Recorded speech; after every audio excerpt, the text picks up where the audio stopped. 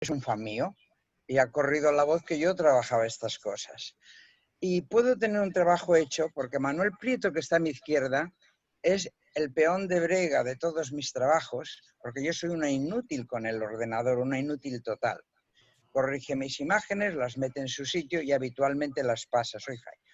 Y otra cosa más y no me enrollo. Tengo detrás de mí, detrás de mi trabajo, Ascagen. Si yo tengo un problema con cualquier documento, yo no tengo más que enviársele a algún amigo, a uno en concreto habitualmente, a Javier Polanco, y antes de irme a la cama le tengo transcrito. Ya me diré si eso no es un lujo de asociación Ascagen. Y luego cuando he hecho también lo de los galeones de Manila, los capitanes o mandos cántabros de muchos galeones de Manila, he tenido detrás al Centro de Estudios Montañeses.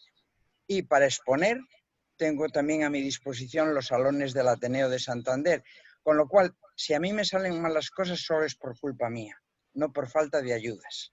Bueno, pues dicho esto, muchísimas gracias a todos ellos y si queréis empiezo ya. ¿Qué te parece, Javier? Pues me parece muy bien. Yo voy a compartir pantalla. Vamos a ver si se me oye un poco más allá. Si consigo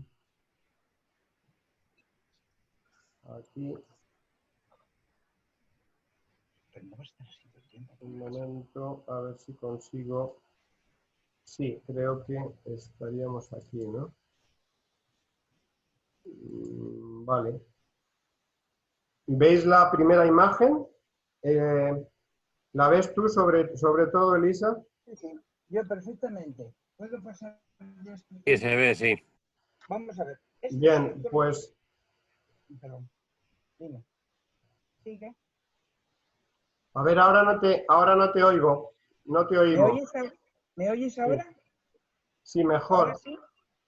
Vale. Vamos a ver. Esta es la imagen más antigua de la costa. No, Elisa, se te oía mejor antes. Se te oye muy flojo ahora. ¿Ahora? Ahora bien, eso, perfecto. Esa es la posición. Pues no sabéis cómo estoy, con un ordenador en un sitio, otro encima y los papeles. Bueno. Empezar a rezar un poco, empezar a rezar. Bueno, vamos a ver. Este es el mapa más antiguo en el que figura Cueto.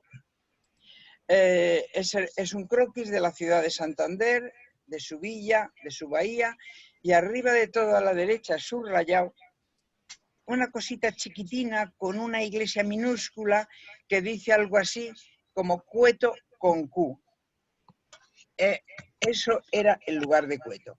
Y una vez que os lo he puesto en el mapa, os voy a explicar cómo era Cueto y ya sigo más o menos en serio. Vamos a ver. El lugar de Cueto está descrito así, ¿eh? El lugar de Cueto es muy extenso y muy bien situado. Limita por el norte con Inglaterra, la mar por medio. Es un mar que lame sus costas suavemente o las destroza a mordiscos. Esta es la descripción del lugar de Cueto. Y ahora ya con lo mío, ¿eh? Menos de 10 años de nacer Juan de Santander, había ocurrido un hecho que trastocó al mundo. Que Colón, al ir a buscar especies al Maluco, se encontró con unas islas y un gran territorio al que llamó las Indias. Y seguían haciendo viajes allí, con todo tipo de embarcaciones cargadas hasta los topes de gente. En los 12 años siguientes al descubrimiento, se realizaron más de 80 viajes clandestinos. Lo dice Toribio de Medina. Todos querían ir a las Indias, no se hablaba de otra cosa. ¿Acontecimientos en Cueto? Pues pocos. Algunos. Un cetáceo que de vez en cuando varaba y aún siguen varando en alguna playa del lugar. Noticias de idas y venidas de armadas de naves que transportaban a infantas que se iban casando y sus séquitos. Alguien que llegaba de algún sitio lejano y contaba cosas extraordinarias. Eso es lo que más... Javier, si la pasas mejor. Eso es lo más importante, lo que realmente interesaba. Las noticias que llegaban de lugares lejanos, de las Indias. Lo demás eran cosas normales. Esto es un rorcual de los muchos que de vez en cuando varan en el Sardinero. La villa de Santander, puerto muy seguro, sufría peste tras peste. Una tremenda causó enorme mortandad en 1497. de unos 8.000 vecinos se quedaron en unos 3.000. Aquella peste llegó con la armada que trajo de Flandes a la infanta Margarita a casarse con el hijo de los reyes católicos. Y en 1503 las cosas iban de mal en peor, hasta el extremo de que pidieron permiso, enviaron a un embajador a los reyes católicos que estaban en Medina del Campo, pidiendo que rebajaran los impuestos porque solamente habían quedado 300 personas. Supongo que serían 300 familias, pero en cualquier caso eran poquísimas. Este panorama hizo que los hombres trataran de desplazarse y explorar otros lugares con más posibilidades. Aunque fuera trabajando muy duramente, eso no importaba. Algunos volvían, los más tardaban mucho en volver y unos pocos no volvían nunca, unos cuantos no se volvía a saber de ellos. Así era el ambiente del lugar de Cueto. Allí, hacia 1500, año arriba, año abajo, nació Juan de Santander, hijo de Gonzalo de Bo y Catalina del Río. Esto sí lo sabemos porque así se inscribió en la expedición de Magallanes. De Bo, el apellido que utilizaba su padre, es un topónimo de Santander, de la provincia de Santander entonces, muy normal. Hay Bo de Piélagos, Bo de Guarnizo, pero no tenemos ni idea de dónde es. Así que en Sevilla es donde encontramos a nuestro Juan. Ahí es donde lo encontramos por primera vez. Sevilla en aquellos años había duplicado la población, tenía como unos 60.000 habitantes, a pesar de las sucesivas pestes que también sufrió, y solo en una semana murieron en la parroquia de la Magdalena 1.500 personas. Pero es verdad que el censo de la ciudad era muy difícil de hacer porque había mucha población flotante. Teniendo en cuenta que en 1520 salieron a Indias 71 barcos de diferentes tonelajes y llegaron a Sevilla 37, o sea, casi 100 barcos en un año, imaginaos el movimiento del puerto de Sevilla. No eran tiempos cómodos para el rey Carlos. Había llegado a España siendo muy joven, los nobles castellanos no le querían, Lutero estaba armando lío en toda Europa con la cristiandad, y en ese ambiente llega Juan de Santander a Sevilla. Vas un poco deprisa, Javier. Vale, vale. Si me pones todavía la anterior, por favor. Sí. Porque esa... vamos a ver. Mira, este es el primer documento escrito que encuentro de Juan de Santander. Su inscripción en pasajeros a Indias el 4 de mayo de 1517. Doy por supuesto que estaba en Sevilla desde tiempo antes, porque la documentación, acabo de hacerme ahora todos los pasajeros a Indias de ese siglo, llevaba tiempo tramitarla, pero no sé ni cómo llegó allí, si fue en un barco de cabotaje, que había bastantes, o en una caravana de estos de trajinantes que atravesaban el río, no sé nada. Con este documento en mano, quizá lo hizo para estar preparado, pero de hecho sí le salió una expedición. Próxima, por favor. Es la siguiente. La expedición o el viaje que hizo Pero González de Nájera, que he consultado a Indias, no hay más documento que esto, debió de ser a Santo Domingo. La siguiente muestra con detalle, la siguiente muestra con detalle que ahí iba Juan de Santander, y más abajo, si lo podéis leer, pone en la nao de Pero González Nájera. Y es en 1517. Tengo que confesar que en la publicación que he hecho en primavera en las revistas Cajén, este lote entero me he equivocado y le he puesto en 1527 en el alarde de, vamos a ver si os lo digo, de don Francisco Montejo como gobernador y adelantado de Cozumel. Eso es un error porque se me mezclaron los papeles y lo reconozco aquí. Bueno, vuelve de este viaje y a su regreso se encuentra en plena efervescencia la expedición que está creando Fernando de Magallanes, la expedición a la especiería, a las islas donde nacen los aromas y los sabores. y también a encontrar el paso al Mar del Sur, que hacía solo 5 o 6 años que había descubierto Vasco Núñez de Balboa, ya sabéis, con su perro leoncillo y unos cuantos indios. Un paso hasta entonces solo imaginado, pero eso sí, todos aseguraban que allá mismito, al lado mismo, estaban ya las islas de la Especiería. Aquí tenemos la imagen de su inscripción en la expedición de Magallanes, que ya sé que ya todos la tenemos, pero cuando a mí me llegó, me la buscó Arsenio, que es un señor de la Junta de Vecinos de Cueto que está tan interesado como yo en que Juan de Santander tenga su buena biografía. Así que es otro que se me había olvidado, al que le agradezco sus continuas colaboraciones. Juan se enroló como grumete en la Trinidad, que ya sabéis que es la que llevaba Magallanes, con una paga de 800 maravedíes, le adelantaron algo y tal.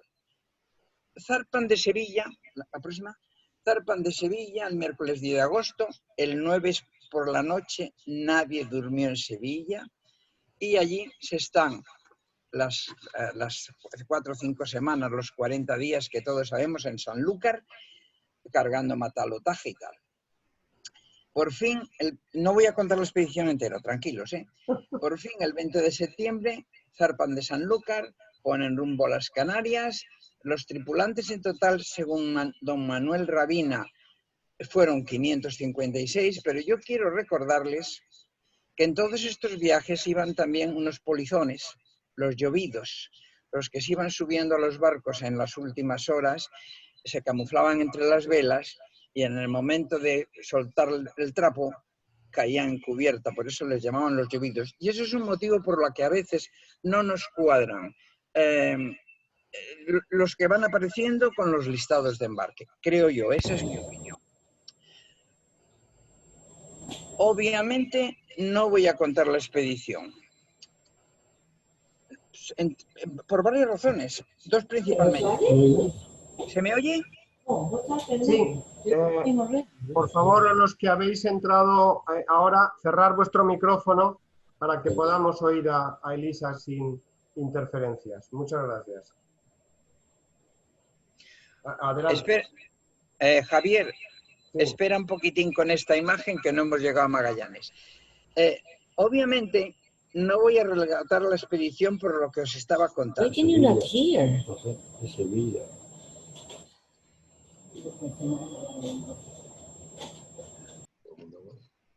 Porque no encuentro a Juan de Santander nada más que a la salida, a la partida de Sevilla y al regresar 3 años después. Esa es la primera razón.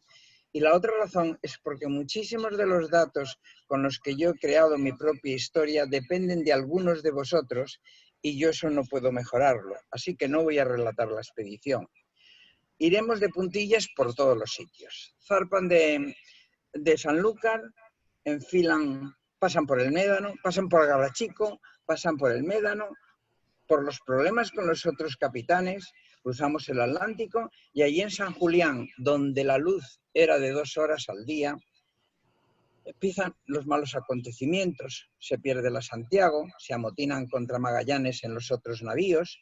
Finalmente Magallanes puede con ellos, abandona 2 en una isla, manda justiciar a otros 2, ponen el cepo a varios. Meses de espera y después de pasar el invierno austral, recuperan la navegación. La San Antonio abandona y vuelve a la península. Parece que en el camino de vuelta descubren las Malvinas. En la próxima ya vemos Magallanes. Y por fin, la próxima, Javier, por favor. Y por fin, las 3 naos que quedan encuentran el 1 de noviembre el estrecho, pasan por él y salen al océano el día 27. Lo cuenta Alonso de Ercilla. Magallanes, señor, fue el primer hombre que abriendo este camino le dio nombre. Pasan el estrecho y una vez más se repitió la historia. Colón iba por las especias y se topó con América.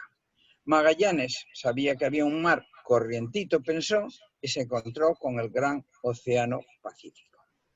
Sigue navegando a lo desconocido hasta que... ¿Pones el mapa del océano Pacífico? El siguiente, por favor. Así mismo. Ese es el mapa del Pacífico y sigue navegando a lo desconocido hasta que exhaustos llegan los ladrones, ahora las Malvinas. El próximo, por favor. Siguen navegando y un poco más repuestos y llegan ya al archipiélago de San Lázaro, ahora Filipinas. Hasta que hay en Filipinas deciden cambiarle a Maharlika o Maharlika. Muere Magallanes, días después matan a muchos más y los escasos mandos experimentan varios cambios. ¿Dónde estaba Juan de Santander entonces? Pues no tengo ni idea. Solo puedo deducir que salió con vida de todos estos avatares y que al tener que ser reajustados las tripulaciones, ante los pocos que quedaban vivos para poder gobernarlas, decidieron quemar la Concepción y reagruparse en las otras dos restantes. En algún momento Juan de Santander siguió viaje, pero no sabemos en cuál de ella. Siguieron hasta las Islas de la Especiería, que es la siguiente imagen, y cargaron las naos de clavo, pimienta, canela y se dispusieron a retomar por el mismo camino. No olvidemos que iban a descubrir una nueva ruta a las especias, no a dar la vuelta al mundo. De la Trinidad se había hecho cargo Gonzalo Gómez de Espinosa y de la Victoria Juan Sebastián del Cano. Averiada la Trinidad, Gonzalo Gómez de Espinosa se queda allí y sigue adelante Juan Sebastián del Cano. El Cano sabía muy bien que al volver por el Pacífico tendría vientos en contra. Martín de Ayamonte da cuenta de que el Cano decidió de volver por el Pacífico, no volver por el Pacífico contra la opinión de los demás marinos. Bueno, dice muchas más cosas interesantísimas Martín de Ayamonte, pero para eso está Tomás ahí. Yo voy a decir mi opinión porque yo vengo de una familia de gente de la mar. El Cano sabía muy bien que al volver por el Pacífico tendría vientos en contra. Entonces, sin conocer las corrientes que podría aprovechar, optó por volver por el Índico, evitando la costa y las naves enemigas. Pero no por la ruta portuguesa, por una ruta más segura, sin encuentros con portugueses. Se demostró que fue la mejor decisión que se podía tomar. Un capitán siempre intenta llegar a buen puerto, salvar el barco, la carga y la gente. Entre largas calmerías y grandes tempestades, al fin doblaron el Cabo de Buena Esperanza, el Cabo de las Tormentas, y enfilaron hacia el norte rumbo a la península, realmente muertos de hambre, con poquísimo arroz, con el que decían que no podían hacer ni unas humildes calandracas. Los menos débiles que aún podían remar se acercaron a la isla de Cabo Verde, en el batel, y adquirieron provisiones además de hacer aguada. Se sintieron en peligro. Está por aclararse si hubo un traidor, pero en la Victoria levaron anclas, abandonaron allí a los 13 compañeros y enfilaron el 15 de julio hacia la península. Y en la Victoria fuimos 22 hombres entre dolientes y sanos. Y esto fue el martes 15 de julio, del diario de Francisco de Alba. Y Juan de Santander, pues por deducción estaba bastante doliente. De no haber sido así, quizá lo hubiéramos encontrado entre los 13 de Cabo Verde, donde quedaron amigos suyos. Por fin el Cano y los 17 supervivientes, flacos como jamás hombres estuvieron, arribaron a Sanlúcar el 6 de septiembre. Juan Sebastián del Cano escribió al emperador. La carta la envió urgente a Uña de Caballo con Luis Castellanos, al que el emperador le dio 25 ducados. Le había llevado la historia de la mejor hazaña hasta entonces. El Cano pidió ayuda a la casa de contratación, le enviaron 75 gazas de pan, 192 litros de vino, un cuarto de vaca, melones y también una barcaza para que remontara el río, que era la de Pedro Sordo, al que pagaron 525 maravedíes. Ya llegaron en la tarde del 8 de septiembre de 1522. Entre ellos regresó el grumete Juan de Santander, de Cueto. Había navegado toda la redondeza del mundo. Ningún cronista ni diario de navegación le menciona. Era solo un grumete. Y no me voy a poner trágica, pero ahora empezamos con lo que os va a interesar a todos. Juan cobró en la casa de contratación lo que le adeudaban, a razón de 800 ¿Pósenos la imagen? No, la anterior, por favor. No, ya me estoy liando, perdón. Ah, tranquila. Bueno. ¿Esta? Sí. Esa que la encontró Arsenio, eso es lo que cobró en la casa de contratación. A razón de 800 maravedís al mes, por 3 años y 28 días, restando lo que ya le habían adelantado, total 26.528 maravedís. Y también le fue liquidada una buena cantidad por las especias. En aquella época una sustanciosa cifra, nada menos que 38.193 maravedís por el jengibre, el clavo y la canela, la pimienta, la cánfora, la nuez moscada. No fue llegar y cobrar. Llegaron en septiembre, parte lo cobraron en abril y en mayo del año siguiente lo de las especias. Yo pienso que como lo vendieron en Amberes, igual esperaron a cobrarlo. Y de Juan de Santander sabemos alguna cosa más. Que debió de ser interrogado por Pedro Mártir de Angería, que no sé cómo pronunciarlo. Parece que entrevistó a los 18 llegando a la conclusión de que todos eran prácticamente ignorantes y que siguió navegando. He encontrado varios datos y seguramente van a aparecer muchos más. Ahora es el mapa. Siguiente, por favor. Con los datos que los cartógrafos iban reuniendo, se confeccionaron varios mapamundis. Este es el que la Casa de Contratación de Sevilla decidió que era el que debían de utilizar todos los barcos españoles. Es el mapamundi de Diego Rivero de 1529. El mapa oficial de la Casa de Contratación. Bueno, pues yo he podido consultar, puedes poner la próxima, he podido consultar los archivos de protocolos notariales de Sevilla, del siglo XVI, y he encontrado algunos datos que enriquecen nuestro personaje. En 1533, claro, tengo ahí un lapsus desde que llega de la expedición hasta 1533, con el error que yo había metido en el 27, pero yo sé que están saliendo datos y que el que tenga que contarlos, que los cuente. Yo me planto en 1533, que era maestre de la nao San Juan. Por 7 ducados y medio se compromete a hacerse cargo del mantenimiento y traslado de un esclavo de Francisco de Estrada de Sevilla para llevarle al puerto de Veracruz, comprometiéndose a entregarle a Gil González Romero, provisor de la provincia de Veracruz. Hay otro documento que es muy roto, que se puede leer: Blas, algo, gallego, vecino de Sevilla, señor de la mitad de la nao San Juan, actuando Juan de Santander, maestre de la nao, por sí mismo y en nombre de Juan de Alfaro, mercader, vecino de Sevilla y señor de la otra mitad, asimismo de Sevilla. El vecino de Sevilla, eso. Perdón, me estoy liando. Vecino, asimismo de Sevilla. La otra mitad de que se obliga a pagar a Pedro Sánchez Mercader, vecino asimismo de Sevilla, 75 ducados de oro por préstamo para atender al abastecimiento y despacho de dicha nao durante el viaje que haría al puerto de San Juan de Ulloa, después de haber escalado en la isla de Cuba. Pero de este documento no tengo la fecha. En colección de documentos inéditos he encontrado este otro dato. Si la pasas, por favor, la próxima. Eso mismo. Ahí dice: Rodrigo de Hermosilla, señor del galeón San Juan, otorga poder a Juan de Santander para que sea maestre del dicho galeón para el viaje que había de hacer al puerto de Nombre de Dios.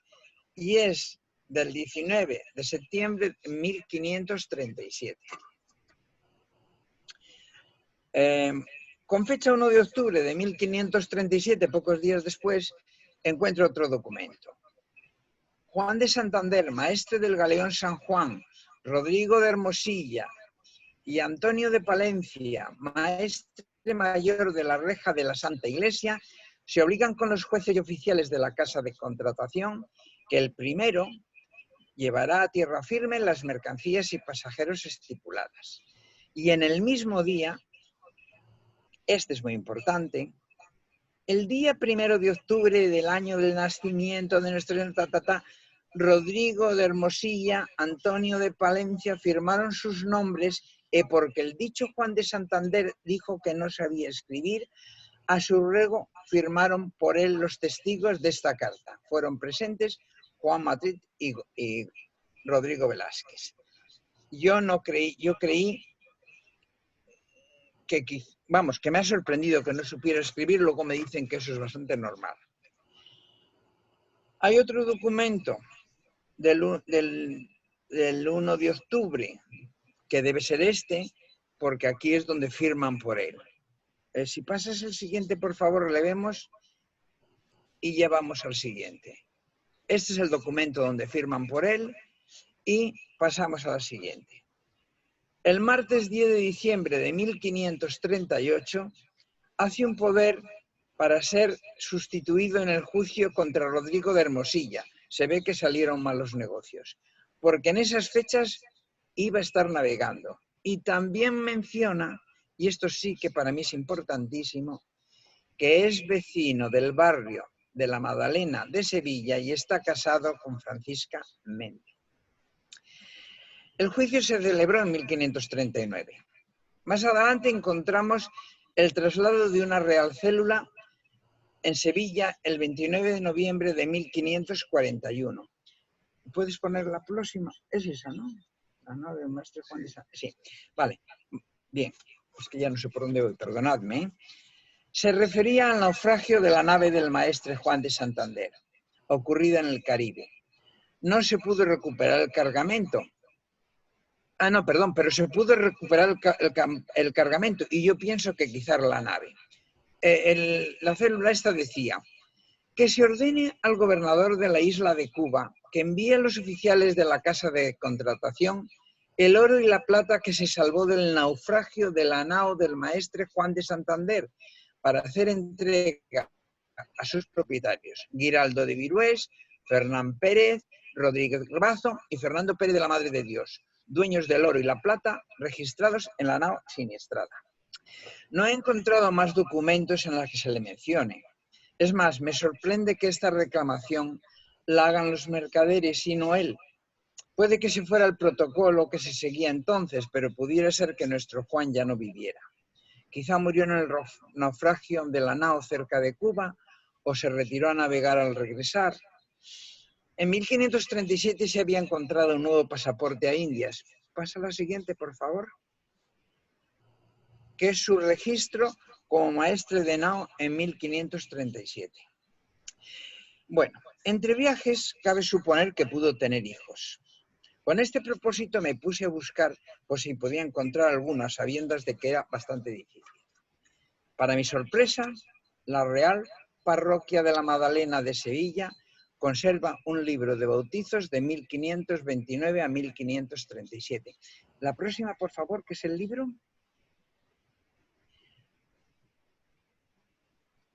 Ahí tenéis el libro, en la sacristía de Sevilla, preciosa sacristía, aunque con malísima luz para poder leer. Y en la siguiente, durante varias tardes he escudriñado las 100 primeras páginas, casi 1000 reseñas, sin encontrar ningún hijo de Juan de Santander, ni de Debo, ni de Bo, ni de Cueto, bautizado en esa parroquia. Desconozco de dónde era Francisca Méndez, su mujer. Bueno, lo desconocía. Desde antes de ayer sé que era de Sevilla. Pero cabe pensar que si estaba su marido navegando, se trasladaría a dar a luz a casa de sus padres y que cualquiera de sus hijos fueran bautizados en otras parroquias. Don Manuel Rabina me sugirió que buscara algún testamento en Cádiz, pero todos sabemos cómo se bombardeó y se prendió fuego en 1596 y solo se salvó una escribanía. En esa escribanía no figura nada de Juan de Santander. No descarto encontrar algún día ese testamento. Hay kilómetros de legajos sin clasificar en la mayoría de los archivos españoles y llevará algún tiempo ponerlos al alcance de los investigadores. Me gustaría muchísimo encontrarlo porque nos aclararía tantas cosas. ¿Pones la próxima imagen, por favor, Javier? Bueno, este es el puente Jorao. Hasta hace 10 años que se cayó. Lo único monumental que pudo contemplar en su niñez Juan de Santander, de Cueto. Y lo único que pudo recordar en sus viajes. Los malos tratos, las inclemencias del tiempo, han hecho que se derrumbara. Esto es todo. Muchas gracias. Muy bien, Elisa, pues muchísimas gracias por tu presentación. Yo destacaría en principio dos cosas y ya daríamos comienzo al debate. Es el hecho de arrojar luz sobre uno de los 18, ¿no? Uno de los que llegaron. Siempre pues alabamos evidentemente a Elcano e intentamos que el nombre del Elcano ocupe el lugar que debe ocupar, y en esta quinto centenario pues yo creo que lo vamos a lograr, ¿verdad, Tomás? Y además con el libro de Tomás, que ya está prácticamente ahí a punto de salir, pues el nombre del Elcano va a tener la repercusión mundial que quizá no ha tenido durante muchos años. Pero hubo eso, 18, ¿no? 18 personas que llegaron y que fueron los primeros en dar la vuelta al mundo, y me parece fantástico este intento tuyo de dar a conocer una persona humilde, pero que fue uno de esos héroes, ¿no? Y luego también destacaría, sobre todo con lo último que estabas diciendo, esa labor ardua y tremenda de los historiadores, de los investigadores, que os ponéis a buscar una aguja en un pajar o en 20 pajares, ni siquiera en un pajar, ¿no? Y a lo mejor empleando muchísimo tiempo sin saber si vais a encontrar algo o no, ¿no? Entonces me parece que eso es una labor fantástica y que quizá no se valore en toda su medida. Y bueno, pues dicho esto, quiero también dar la bienvenida a Iván Valdez Bunov. Iván, que ha sido un fichaje muy de última hora. Yo en mi ignorancia sobre estos temas pues no tenía a Iván en el radar, y bueno, pues una coincidencia afortunada me ha hecho, bueno, conocer un poco sus investigaciones, su obra, y que además nos viene de maravilla al grupo porque es el gran experto en la construcción naval de esa época, con lo cual Iván pues está también llamado a hacer una presentación sobre ese aspecto tan importante pues dentro de muy poco. Veo también, bueno, ya Jesús, que se ha incorporado, que le habíamos citado, dos compañeros de la Asociación del Pacífico, nuestro presidente Rafa Ponga, bienvenido Rafa. Además Santander, bueno, en fin, tierra que no te es para nada ajena. Y tenemos a Paco Mellén, bienvenido Paco, también expresidente y presidente de honor de la Asociación Española de Estudios del Pacífico. Bueno, pues ya vamos a dar Miquel Chamizo, nuestro músico especial que ha puesto banda sonora, digamos, con una magnífica pieza sobre el centenario. Y, en fin, estamos casi todos. Braulio, con la rapidez que le caracteriza, ha levantado ya la mano y, por tanto, pues me es muy grato darle la palabra a Braulio para iniciar el debate. Adelante, Braulio.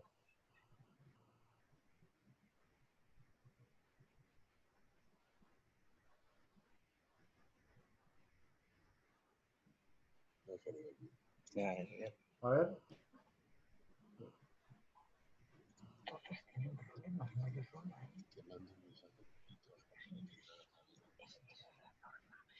Pues no sé si le oís. ¿Le oís a Braulio?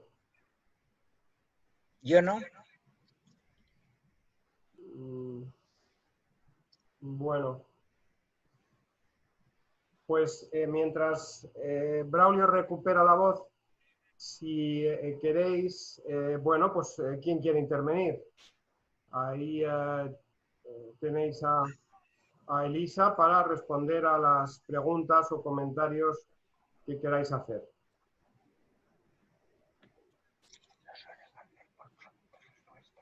Tenéis esa opción, como sabéis, de levantar la mano. En la parte de abajo, en los controles, hay una opción de levantar la mano, pero si no, como yo creo que nos vemos todos, pues simplemente hacéis así y ya os doy la palabra. Jesús, adelante. Muy buenas a todos y perdón por el retraso. Ya lo siento, Elisa, porque sabes que soy un enorme fan tuyo y me he perdido la primera parte. Pero he llegado a tiempo de que mencionaras a Antonio de Palencia. Y como sabes, soy palentino de origen y desconozco todo sobre este personaje. Y me encantaría saber algo de él, lo que se pueda saber. O bien tú, o Tomás, o Braulio, o cualquiera que me podáis decir algo, me interesa mucho. ¿Voy con la contestación? Sí, adelante, Elisa, sí, claro. Vamos a ver, yo no sé nada de Antonio de Palencia, solamente que es uno de los o reclamantes o testigos, pero no te preocupes, yo te envío las 3 líneas que debo tener de él, porque simplemente aparece en un documento como, en este momento de memoria, y no voy a perder tiempo buscando papeles, como testigo o como aval o algo así. Y además, Antonio de Palencia, ya me lo he aprendido, puede no ser de Palencia en absoluto, ¿eh? Pero yo te lo voy a buscar y a ver si te sirve para algo. Ok, muchas gracias. Muchas gracias, Lisa. Muy bien, a ver si Braulio, a ver si hay más suerte ahora. No te oímos. Creo que pasó algo parecido, ¿no? Otro día creo que te pasó algo parecido y por fin diste con la tecla adecuada. Bueno, pues pasamos turno. Vamos a ver, tengo 2 participantes que vamos a ver, Rafael Rodríguez Ponga. Adelante. Adelante, muchas Rafa. gracias. ¿Me oís? Perfectamente. Muy bien, pues mi felicitación a Elisa por el trabajo hecho, por la búsqueda del dato preciso en cada momento. Y yo, bueno, como siempre hago mis observaciones desde el punto de vista lingüístico, me he fijado especialmente en el dato de que no sabía escribir, era analfabeto. No es que fuera analfabeto cuando era grumete, es que seguía siendo analfabeto cuando era maestre de una nave. Por eso podemos suponer que en la expedición de Magallanes y Elcano una buena parte de los tripulantes eran analfabetos. Eso tiene sus consecuencias lingüísticas. Quiere decir que no habían tenido una formación, una educación reglada, ni siquiera familiar, y que por tanto la forma de expresarse pues sería el lenguaje marinero, el lenguaje vulgar, es decir, la lengua cotidiana o la lengua que cada uno llevara. No me ha quedado claro esa referencia donde consta, me interesa mucho, que no sabía escribir, ¿esa dónde está? Espera un minuto que lo busco ahora mismo. ¿Está en tu artículo que has citado antes en Ascagen? Sí, claro que está. Pues lo busco en el artículo entonces. Sí. Sí, lo vas a encontrar, porque a mí me va a costar ahora. Sí, porque no sabía escribir. Ahora, yo te voy a hacer una contrapregunta, si me dejas. Pero creo que has dicho 1537, pero quería saber... 1537-38. Sí. En algún pleito no firma o en algún negocio no firma porque no sabe escribir y lo hacen por él. Sí. ¿Dónde va el documento largo ese farragoso de leer? Sí. En eso lo dice. Me parece que es línea 21-22, una cosa así. Pero bueno, ya te lo busco si no, ¿eh? Bien. Pero si está en el artículo publicado ya lo busco ahí. Pero me interesa ese dato, sí, muchos. Son datos que son útiles. Recuerda que ese artículo tiene el error que he comentado, ¿eh? Ah, sí, claro, sí, cierto. Y una pregunta. Me recalcan que el hecho de que no supiera escribir no quiere decir que no supiera leer. ¿Qué opináis? Sí, claro, es perfectamente posible. Una cosa es porque leer más o menos significa reconocer unas letras, pero puedes no saber después reproducirlas. Igual que puedes reconocer una música y luego cantarla fatal. Sin embargo, te la sabes de memoria y la cantas fatal. Porque una cosa es reconocer y otra cosa es producir un texto. Muchas gracias.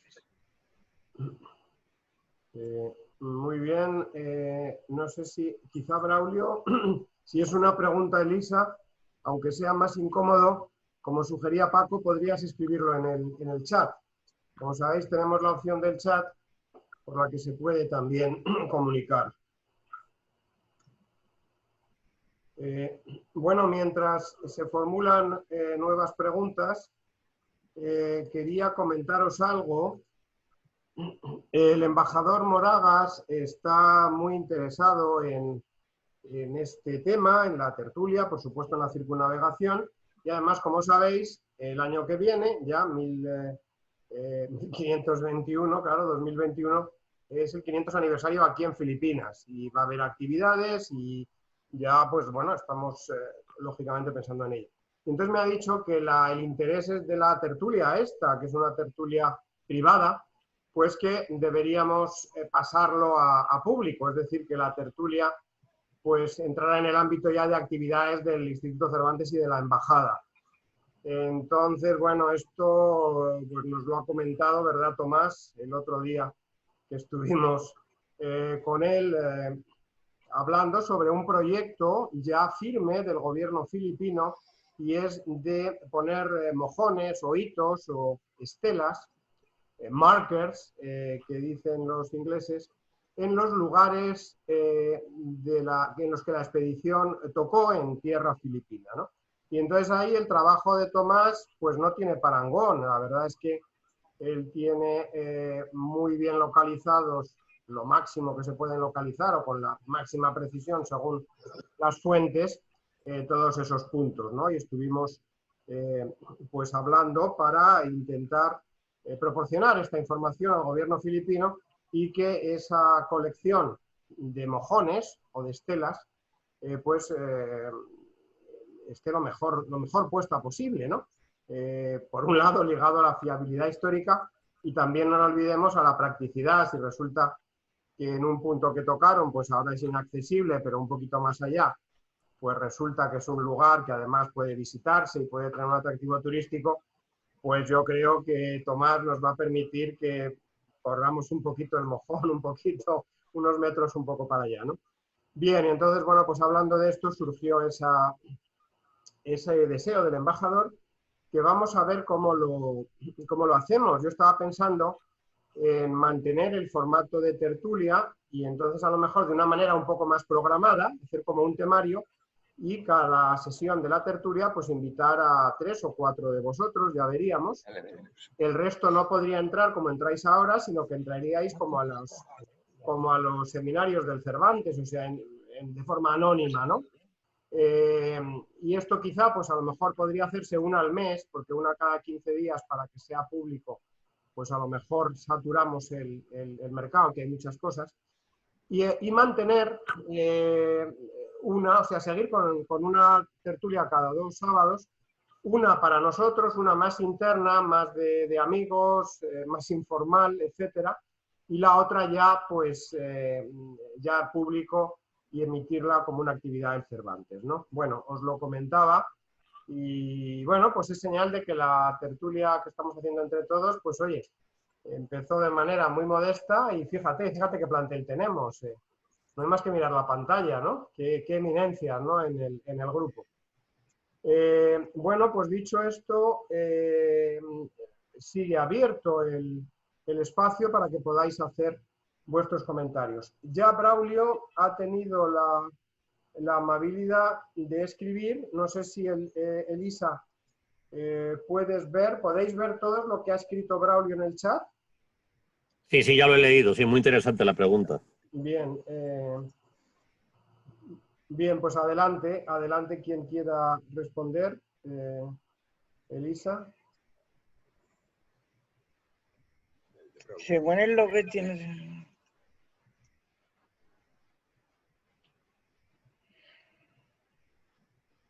En definitiva, sí serían, dado que hay 3 referencias diferentes a Juan de Santander, si no pudieran ser personas distintas y que fueran personajes homónimos.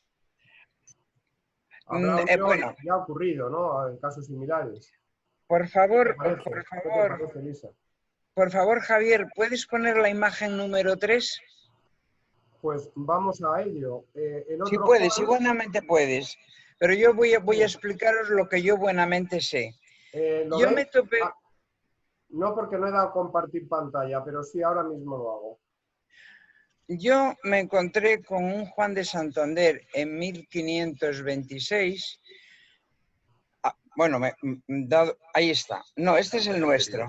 La anterior, por favor. Creo que es la anterior o la siguiente, es que no lo sé. La anterior parece. Espérate, la anterior es un cetáceo. Vamos a ver, yo os lo voy a explicar de todos modos. Yo me encontré un Juan de Santander, no hay ningún problema porque os lo voy a contar, que de repente salía, se registraba el 30 de agosto de 1526. Y entonces dije yo, ahora, ¿cuál de los dos Juanes es? Lo mismo que me pasó a mí, le ha pasado a más investigadores con el tema este. Lo que pasa es que a Juan de Santander la que me he dedicado ha sido yo. Vamos a ver. Sí, es la imagen número 3. Yo la tengo aquí. Y pone Juan de número 1. Juan de Santander, hijo de Melchor Bernardo y de Isabel Gómez, marido de Juana Díaz, natural de Estepa. 30 de agosto de 1526. En ese momento se registra este Juan de Santander, casado... No, este es el grumete. No, este es el nuestro. Total, que yo para entonces ya tenía suficiente documentación de Juan de Santander, hijo de Gonzalo de Bo y de Catalina del Río, en la expedición de Pedro González Nájera, en la expedición de Magallanes, y que ya había cobrado por las especias, por el viaje, y que había cobrado por las especias. No tenía más documentación. Me consta que se debió de embarcar el nuestro.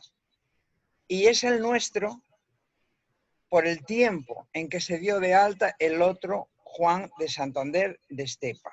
Solamente ese razonamiento. Entonces yo he seguido al Juan de Santander que encuentro a base de anular que fuera el que a mí me parece que no es. O sea, he hecho esa labor pudiendo negar que es el otro, no teniendo la garantía que es el mío, pero sé que no es el otro. Y no tengo más documentos. Yo no he vuelto a encontrar al Juan de Santander de Estepa que a mí me conste en ningún lado, en ningún sitio.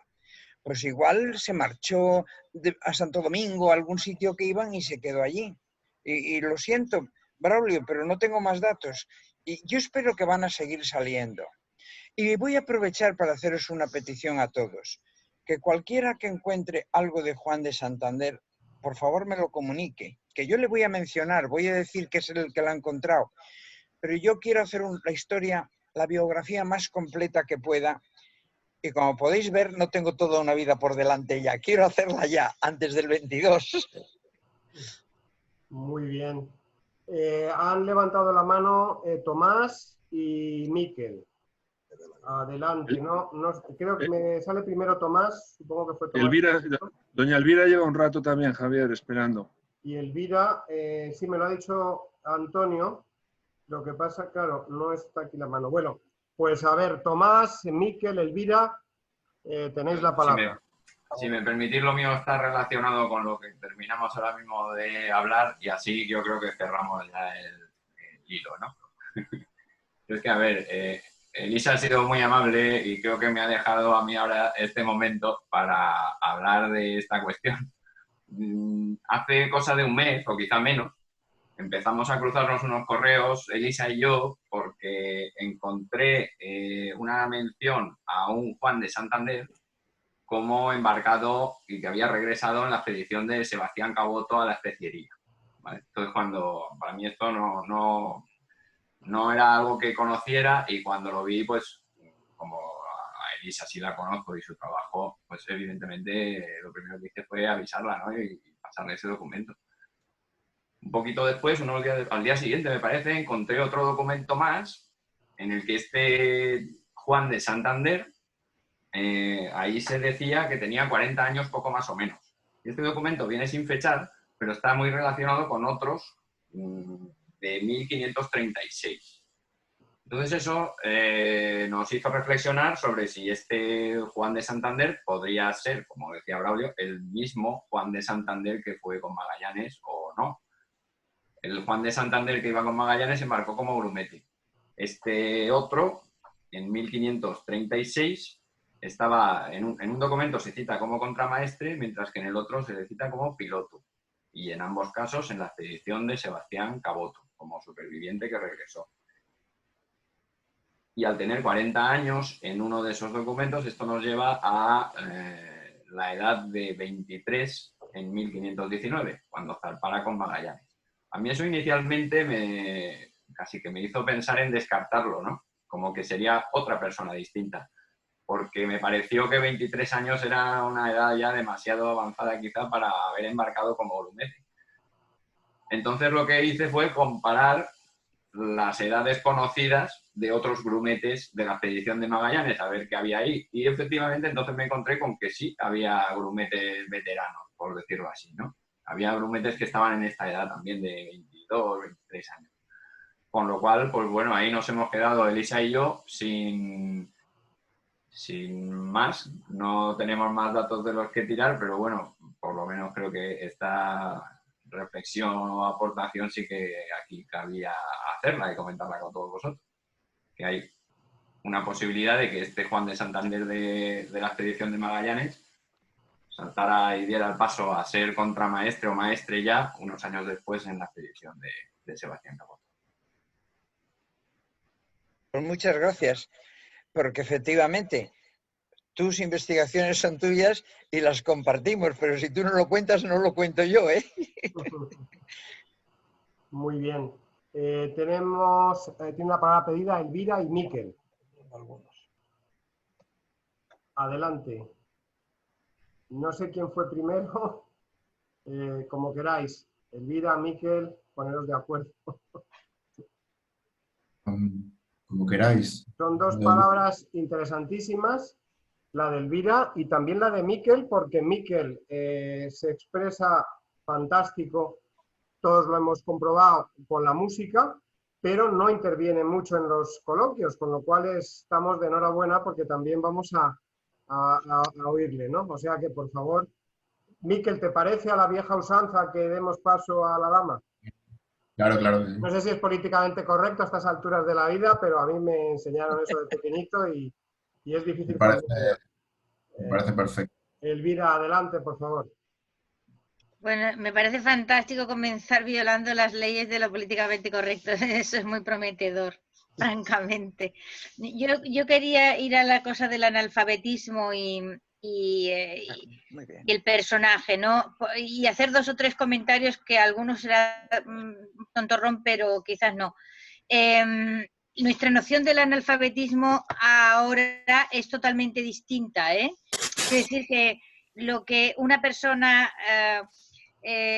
lo que significaba no saber leer y escribir en el siglo XVI es una cosa totalmente distinta a lo que ahora es. Es decir, había una enorme cantidad de conocimiento que se transmitía a través de la oralidad todavía en este tiempo. Me remito a Margit Frenk y a otros, ¿no?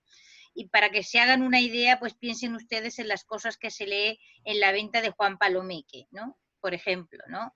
Que se lee porque alguien lee y los demás escuchan, pero esos que escuchan que están entendiendo lo que leen. Y que reparemos un segundo en que Góngora era un poeta popular, ¿vale? Cuando ahora mismo a nosotros nos cuesta la misma vida entenderlo. O sea, el hecho de que anduvieran los sonetos de Quevedo en hojas volanderas por Madrid y que hubiera disputas de mesones en torno a estos 2 poetas nos permite ubicarnos un poco acerca del manejo lingüístico, del dominio lingüístico y otros muchos dominios de conocimiento que tenía gente que en ese tiempo no sabían leer y escribir. Y luego vamos al grumete. El grumete no tiene por qué saber leer y escribir. Ahora bien, y quizás un maestre tampoco, porque si no me falla la memoria, alguien ha dicho en ese pleito, aparece mencionado Juan de Santander y se dice de él que es maestre. Creo que es ahí en ese documento en el que un Juan de Santander tiene un pleito y en ese documento mismo se dice que este Juan de Santander es maestre. Y ha aparecido otro Juan de Santander que es piloto. Bien, si es piloto tiene que saber leer y escribir, ¿vale? Ese oficio no se puede desempeñar si no se conoce la escritura. El oficio de maestre sí. El oficio de maestre sí porque, vamos a ver, es muy difícil explicar qué era un maestre en el siglo XVI porque es una actividad extremadamente proteica. Pero en general era un comisionado que se encargaba, y Braulio me corregirá si me equivoco o puede ampliar esto, que se encargaba de que determinados fletes en los barcos, ¿vale?, se estuviesen bien custodiados. O sea, no era una profesión que exigiera de un conocimiento técnico sobresaliente, en este caso. Entonces, ese grumete, luego maestre, sí pueden ser la misma persona, pero es muy difícil que el piloto que lleva el nombre Juan de Santander pueda ser el mismo que se embarcó como grumete en la expedición, porque el oficio de piloto exige realmente una serie de conocimientos técnicos que obligan necesariamente a tener que conocer la escritura. Y con esto termino, ¿no? Ya está. No se fastidia. Muy bien, pues muchas gracias. Como decía al principio... Muy buena observación, sí. Claro, yendo a temas muy concretos y muy particulares como Juan de Santander, pues Elvira nos ha un poco las figuras, las diferentes figuras, maestre, por ejemplo, muy interesante, porque aparecen personajes muy importantes de la expedición, pues aparece era maestre, era no sé qué, y no se entiende, la verdad es que no se entiende sin esas explicaciones de los expertos, o sea que y estamos siempre yendo de lo general a lo particular. Bueno, Miquel, otra virtud de las tertulias es la transversalidad. Estamos lingüistas, médicos, arquitectos, historiadores, músicos, etcétera, etcétera. Y Miquel, adelante, tienes la palabra. Hola, muchas gracias. Bueno, muchas gracias a Elisa por la charla que ha sido muy interesante. Pero yo, más que un comentario, lo que quería hacer era una pregunta, partiendo de que yo no soy un especialista, a lo mejor es algo muy evidente, pero quería preguntar cómo podía ser un poco la vida diaria de Juan de Santander como grumete. Es decir, cuál era el estatus de los grumetes en los viajes en esta época y en este tipo de flotas. Es decir, entraban bajo la protección de un marinero en concreto que bueno, le guiaba en lo que es todo el aprendizaje del oficio, estaban al servicio de toda la tripulación del barco, qué derechos tenían, en qué momento se consideraba que ya podían subir, estaba aprendido, digamos. Un poco una pregunta en general sobre cómo era la vida diaria del grumete en estos viajes. Gracias. Pues mira, hasta donde yo sé, que no tengo una respuesta completa para ti, hasta donde yo sé tenían que hacer casi de todo. Casi de todo, lo que pasa es que si nos circunscribimos a la expedición de Magallanes es que tuvieron que hacer mucho más todavía que de todo. Pues porque fue muriendo mucha gente, es que murieron 240, nada de bromas, o 230 y tantos. Y debieron tener que hacer absolutamente de todo, pero como en todo, los conocimientos son un paso importante. Y Juan de Santander ya había estado en otro viaje, no en una expedición, en otro viaje. Yo creo que esto lo va a poder contestar mucho mejor o Tomás o María Elvira o alguien así. Y yo, lo que era escuetamente la tarea de un grumete, yo no me la sé.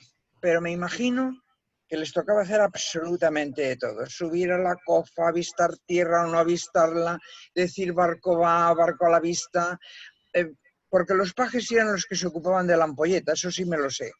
Pero los grumetes debían tener que hacer absolutamente de todo. Si alguno más puede ampliar esta contestación, a mí me va a venir muy bien. Gracias. Tomás ha levantado la mano. Sí, no, Elisa ha contestado muy bien. Es que tampoco sabemos fehacientemente el rol de lo que se desempeñaba en cada puesto. Y es cierto que en esta expedición precisamente todo el mundo tuvo que hacer prácticamente de todo. Lo que sí es verdad es que puesto que gente que manejaba el barco, además de los 3 oficiales, capitán, piloto, maestre, bueno, y contramaestre, luego estaban los marineros, los grumetes y los pajes. Entonces debemos entender que entre ellos se repartían en una escala de mayor o menor necesidad de cualificación.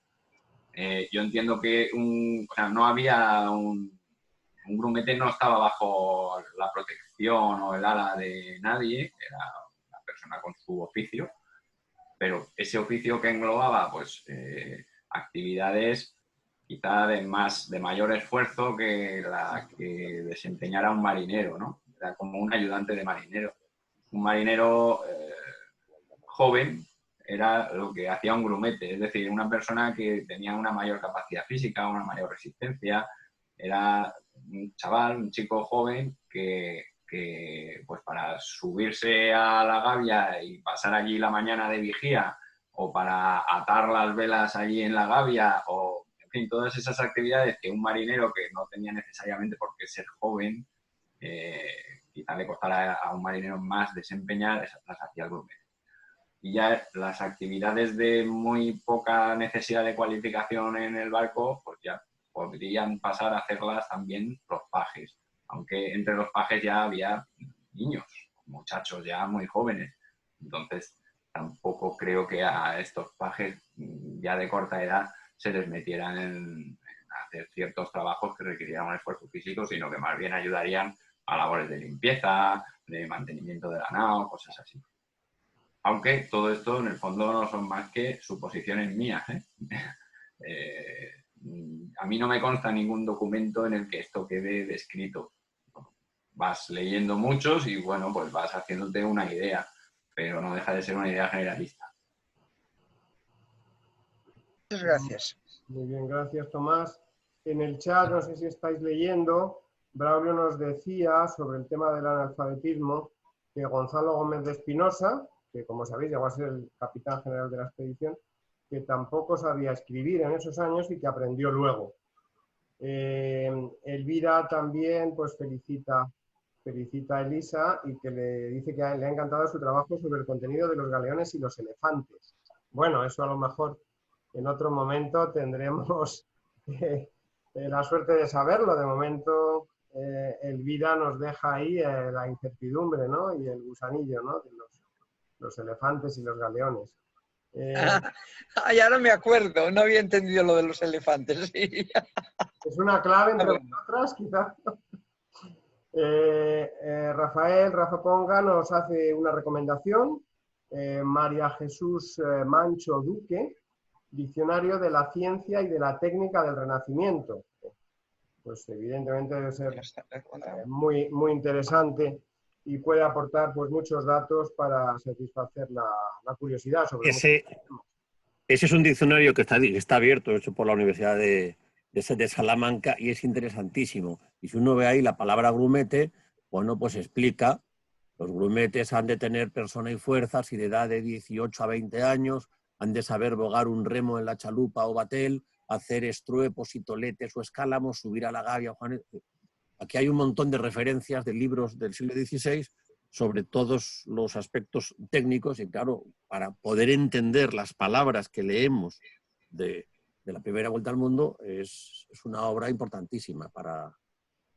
Es un diccionario utilísimo, lo recomiendo. Muchas gracias. Ya sabemos que los elefantes son telas. Gracias, Elvira. Por la traducción. Muy bien, no veo manos levantadas. Os agradezco y os felicito por la disciplina, porque habéis tenido el micrófono cerrado, no siempre ocurre, con tantos participantes, a veces suele ser complicado y la verdad es que da gusto, ¿no? Cuando todos tenéis esa disciplina de alumbrar el micrófono solo cuando vais a hablar. Quiero saludar, aprovechar, creo que el único que no he saludado es a Alberto Montilla. Albert, ¿qué tal? Desde Manila, bueno, Somos dos y, bueno, Luela, que no sé si sigue todavía, los manilenses en esta ocasión. Braulio también, que sí, no ha podido conectarse con vos, pero que felicita también a Elisa. Y que si se encuentra a Juan de Santander en algún documento del Archivo de Indias, pues por supuesto que se lo hará saber a Elisa para que acabe esa monografía, aunque te queda mucho más recorrido del que tú dabas a entender, pero cuanto antes se concreten los trabajos. Es como las tesis doctorales, ¿no? Que estás siempre ahí añadiendo datos y nunca acabas, hasta que ya te dice el tutor, venga, ya está bien, escríbelo, preséntalo y luego ya seguirás escribiendo, ¿no? O sea que está muy bien el acabar, ¿verdad, Tomás? Y el en un momento dado ya verter todo lo que tenemos y bueno, todos lo sabéis porque prácticamente todos habéis, no solo los historiadores, sino que habéis trabajado de una u otra manera en temas, sea periodísticos, sea médicos, etcétera, etcétera. Y realmente, ¿cuándo es el momento? Ese sería un tema interesante, ¿no? ¿Cuál es el momento de decir, bueno, me paro aquí, voy a hacer ya, a cristalizar aquí y vamos a publicarlo, porque es que si no, no se publica nunca, ¿no? Bueno, pues algún comentario más, algún comentario de última hora. Yo quería hacer una pregunta desde mi ignorancia, aún mayor que la de Miquel, si me permitís, porque desde mi mirada habéis hablado de dos cosas. Antes que nada, muchísimas gracias por lo aportado. Y, oye, el tema de los llovidos, ¿hasta dónde era una anécdota? ¿Hasta dónde alguna de estas personas pudo llegar a formar parte de la expedición? ¿Qué sucedía ahí? Creo que ahí es, por un lado, desde mi curiosidad, donde estoy instalado, y la otra, si podías apuntar un poquito, mínimamente, algo acerca del juicio contra Rodrigo de Hermosilla. Bueno, vamos a ver, Rodrigo, espera, que estoy apuntando. Los llovidos yo los he tenido muy presente en las historias de los galeones.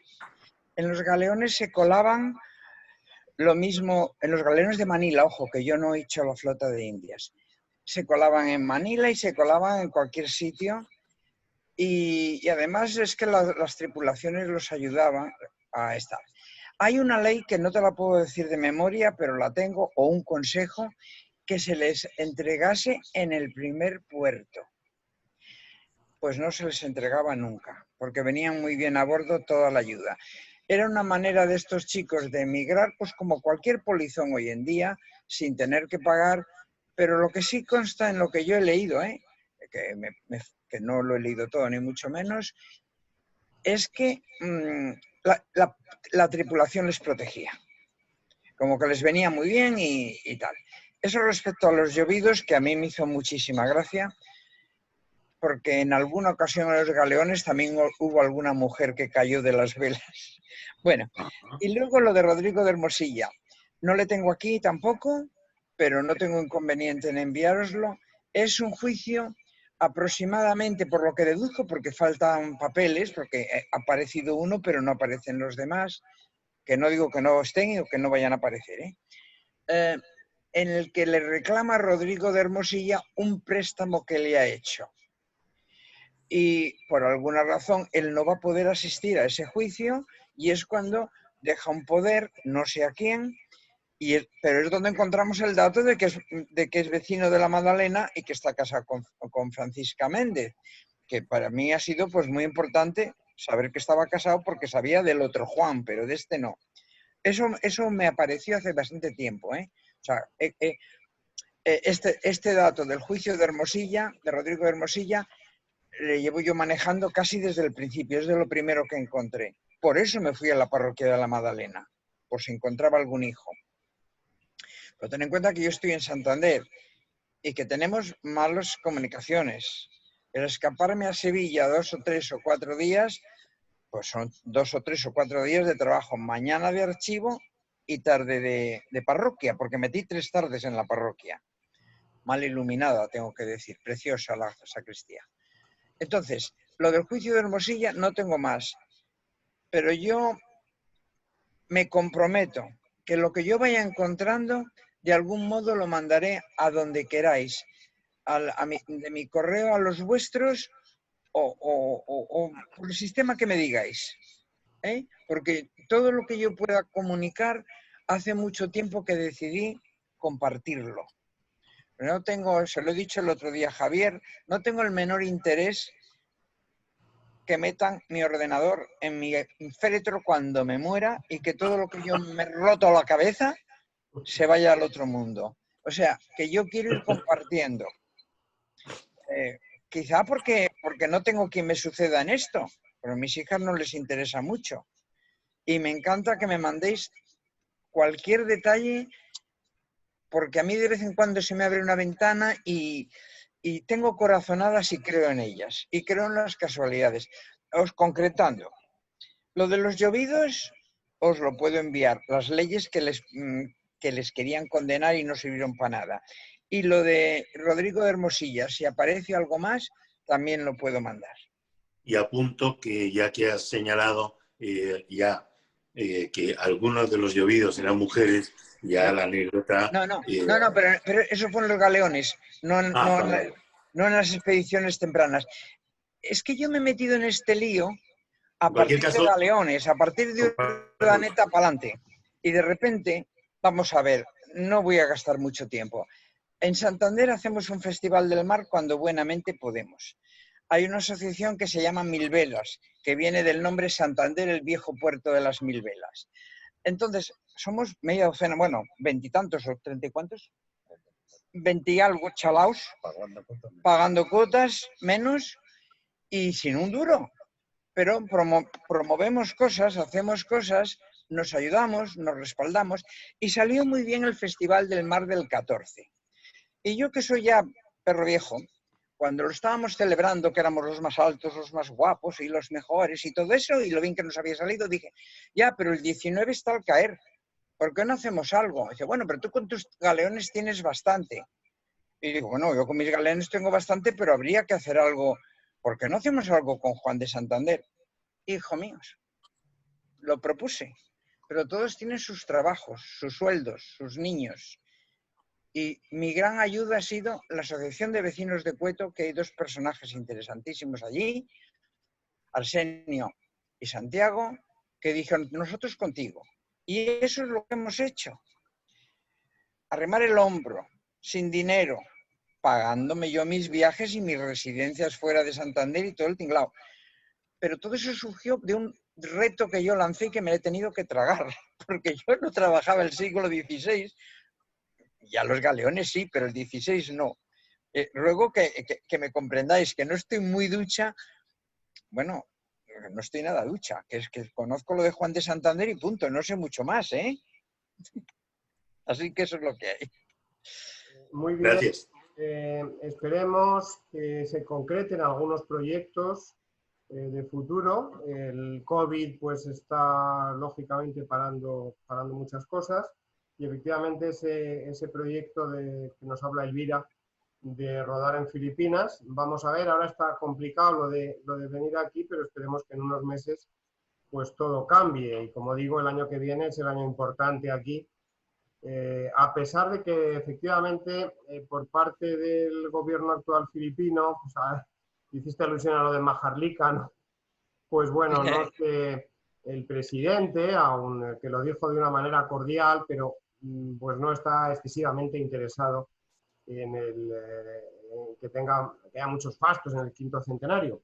Pero eso no quita para que la Comisión Histórica, la National Historical Commission, pues esté siguiéndolo y preparándolo con mucho interés y sin duda que va a haber actividades importantes. También quizás Rafael puede decirnos algo también de un proyecto para el año que viene que es muy interesante, creo, ¿no? No sé si se puede hablar ya. Algo, sí, claro que se puede hablarlo. Estábamos pensando lo mismo. Sí. Pues bueno, adelante, presenta el proyecto al grupo.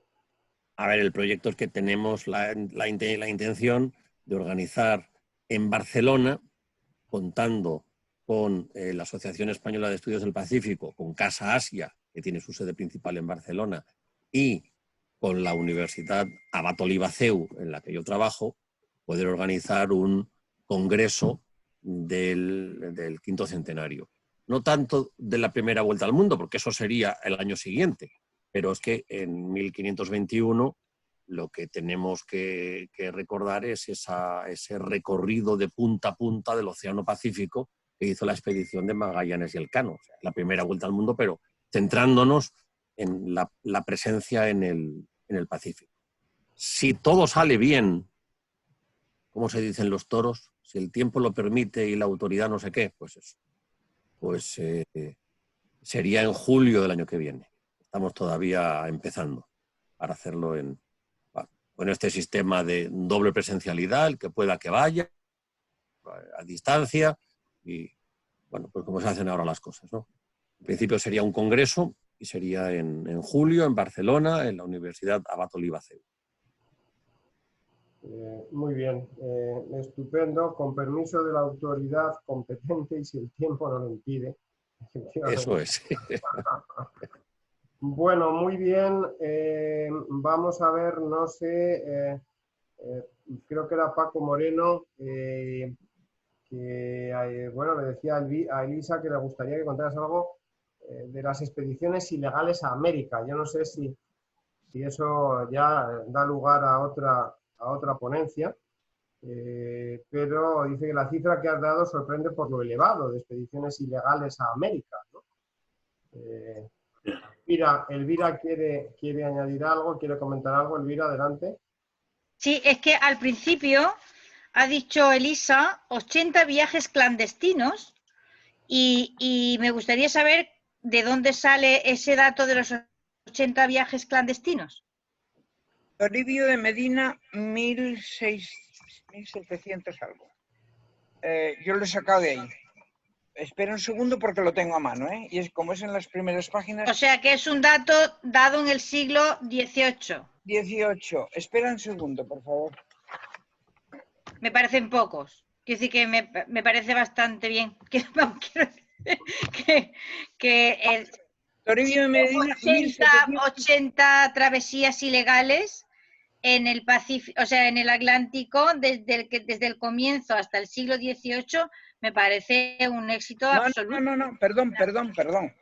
El dato es, en los 12 siguientes años al descubrimiento se realizaron más de 80 viajes clandestinos.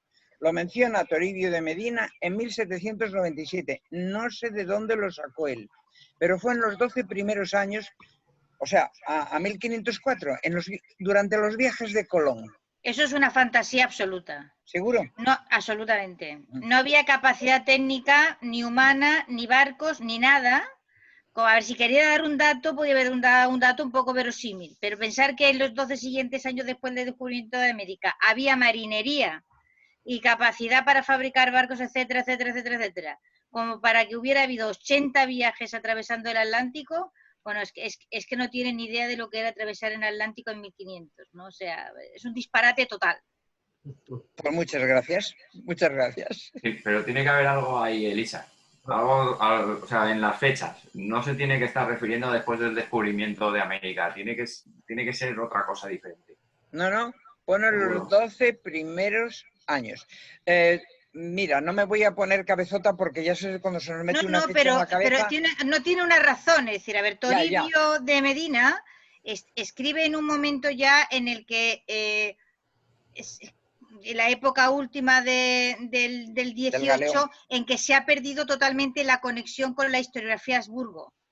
Y entonces se vive ya en el mundo de la fantasía francesada, en el que cualquier cosa que se diga del periodo anterior resulta verosímil o creíble.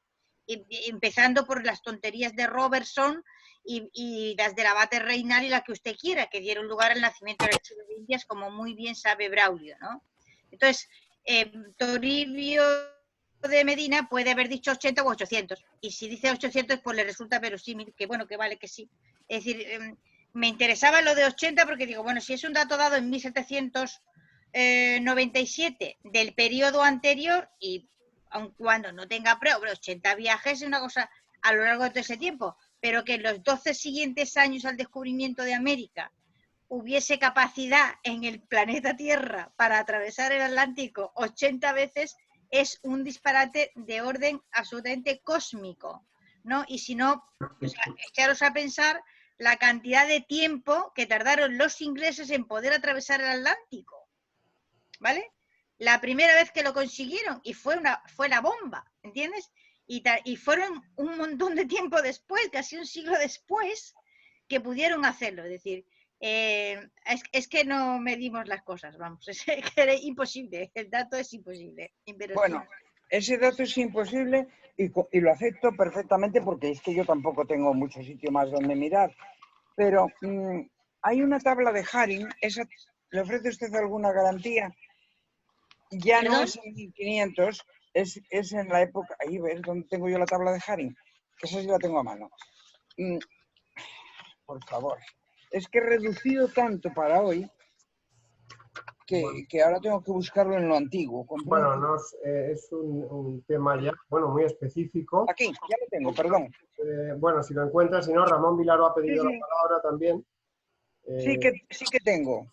Vale. Sí que tengo. Entre 1504 y 1516 salieron 328 y llegaron 250 y tantas a Sevilla. No sé a dónde iban, si iban a América o a las Canarias. Y también no pone ninguna nao perdida. Eso es lo que dice en esa época que hablamos. 1504-1516.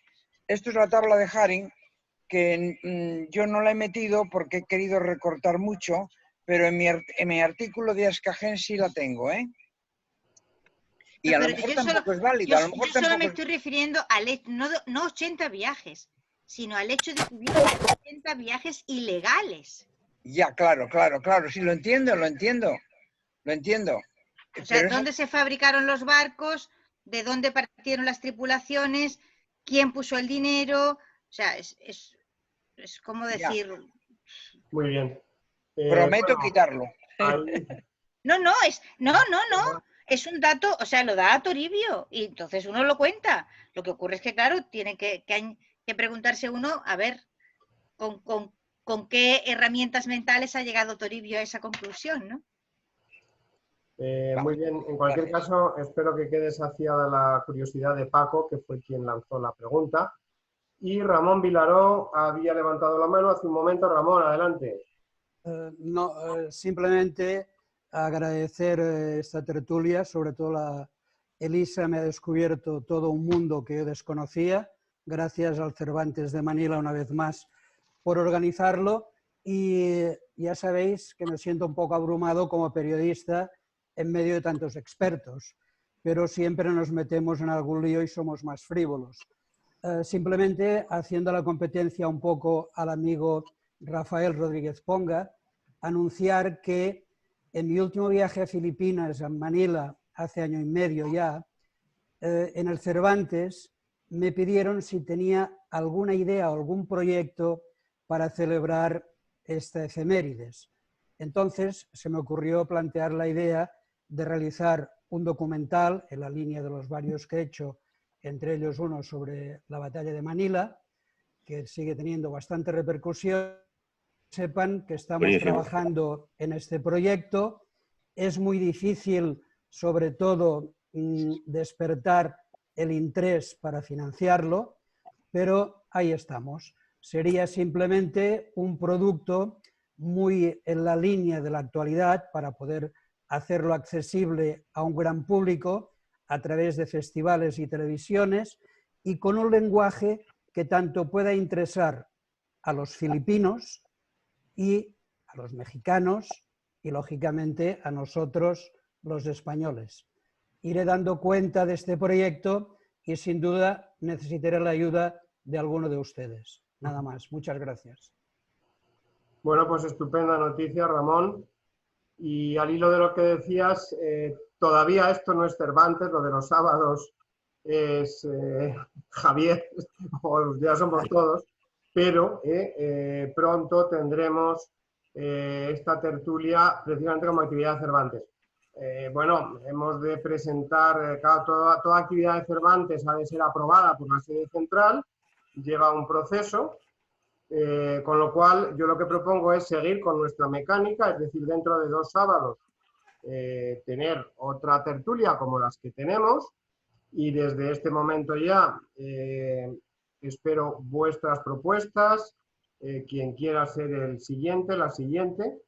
Desde este momento, voluntarios, como siempre venimos haciendo, cuando terminamos una sesión, pues ya se admiten propuestas para la siguiente, y ya os iré diciendo, quizás sea en noviembre, cuando tengamos esa primera actividad de las tertulias magallanelcánicas, o como las llamemos en ese momento, ya abierto para el Cervantes, como actividad de seminario en línea de Cervantes, ¿no? Bueno, sin más, no sé si tenéis, no veo ninguna mano levantada, no sé si alguien, Jesús quiere comentar algo. Bueno, rápidamente, bueno, Ramón, suerte con el documental. Si en algo puedo ayudarte, estaré encantado. Es una maravillosa idea, iniciativa para perder dinero, el hacer documentales, pero cuenta conmigo en lo que pueda dar una mano. Y los periodistas, me he acordado de Manu, mi querido Manu, que decía que somos... Maestro Manu. El maestro Manu decía que somos especialistas en ideas generales. Quería, si hay tiempo, plantear un tema que me ha llamado mucho la atención, que son los 13 de Cabo Verde. Tomás, estoy esperando tu libro, que ya me ha dicho Amazon que se retrasa, en fin, pero los 13 los últimos de la expedición Elcano, ¿no? Esos 13 que se quedan en Cabo Verde, y creo que de uno incluso no se sabe ni su nombre, ¿no? Pues me parece un tema curioso, ¿no? Para otro momento. Vaya. Muy bien, la verdad es que todos esperamos ya, por supuesto, documental, pero la gran película, ¿no? O la serie, ¿no? La serie de televisión, no lo sé. Es que hay tantas cosas que parece mentira que no haya grandes producciones, lo que siempre se dice, si esto hubiera sido hazaña de los ingleses, bueno, tendría menos que va a Errol Flynn, a John Wayne, a películas de todos, ¿no? Entonces vamos a ver si este 5º centenario, pues, da lugar a eso, ¿no? A producciones, sobre todo, que acerquen al público de una manera con cierto rigor, ¿no?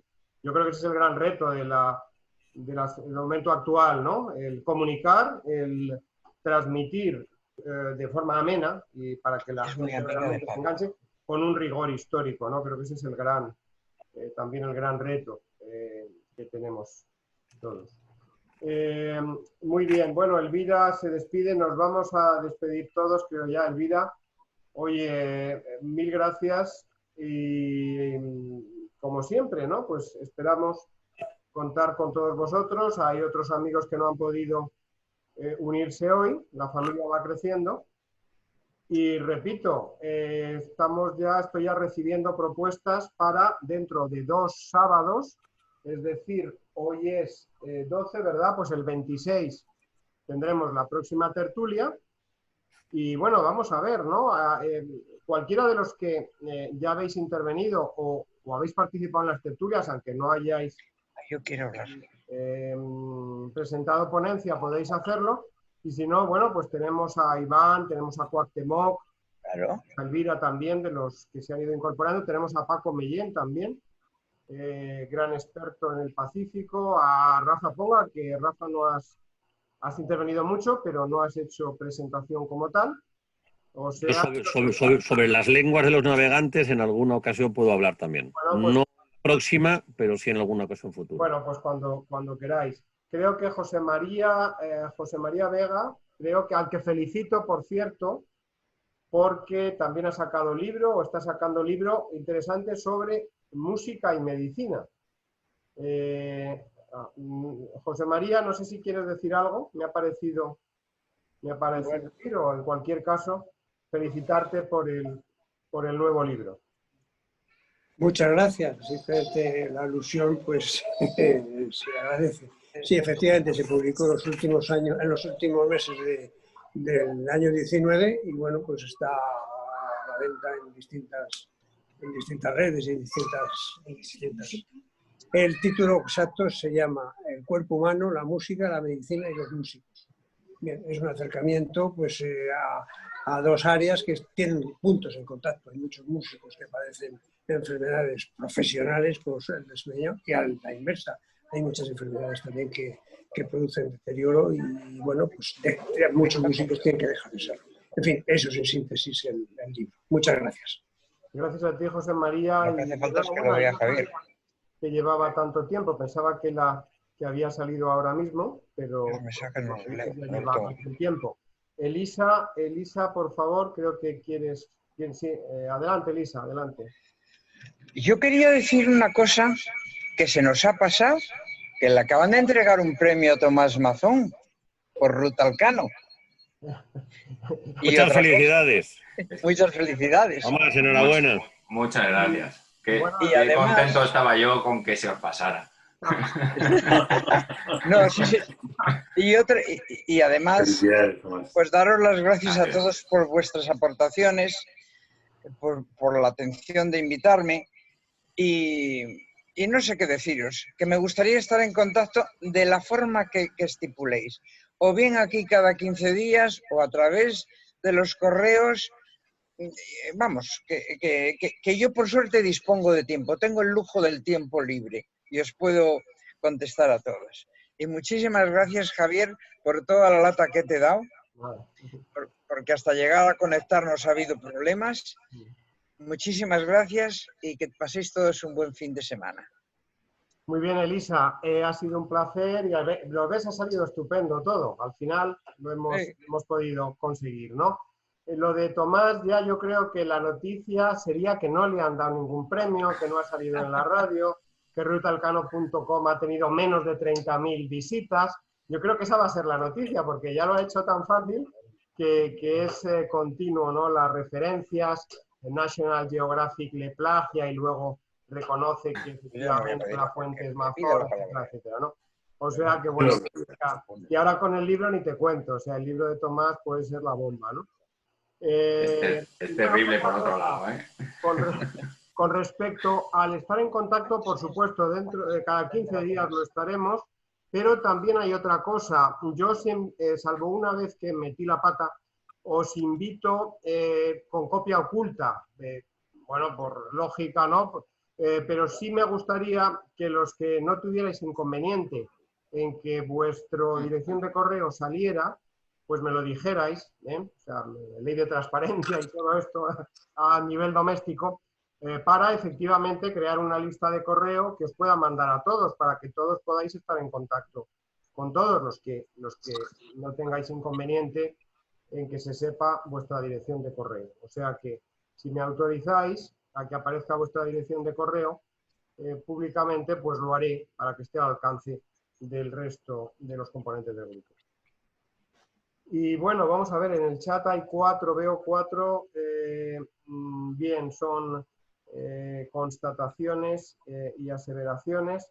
El documental, Francisco habla del documental de Juan Carlos Rey sobre la especiería, efectivamente, gracias Paco Mellén, entiendo que es quien hace este recordatorio del documental, efectivamente. No es Paco Mellén, Paco Moreno. No. Es Paco Moreno, es que tengo... Paco Moreno. Francisco Moreno, sí. Bien, muy bien. Pues nada, ya sin más.